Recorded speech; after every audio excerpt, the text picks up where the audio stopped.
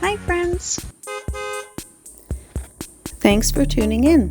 If you like this video, please give it a like, comment below, and take a moment to subscribe to our channel. Saint-Damase-de-l'Islet is a small municipality in the Chaudière-Appalaches region of Quebec, located in l'Islet Regional County Municipality. The community sits inland from the south shore of the St. Lawrence River, surrounded by forests, farmland, and rolling hills that are typical of this part of eastern Quebec. Today, the population is a little over 600 residents, giving the village a quiet and close-knit atmosphere. The municipality was officially established in the 19th century during a period when many rural communities across Quebec were being settled and organized around agriculture, forestry, and parish life. Like many villages in the region, Saint-Damase-de-l'Islet developed around a church parish, which served as both a religious and social center for local families. The name Saint-Damase comes from Pope Damasus I, while the reference to l'Islet connects the municipality to the wider regional county area. Early settlers were attracted to the area because of available farmland and natural resources. Farming played a major role in shaping the local economy for generations.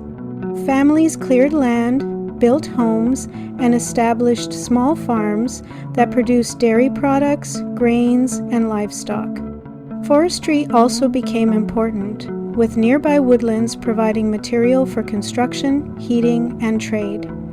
Even today, agriculture remains a visible part of the landscape around the municipality.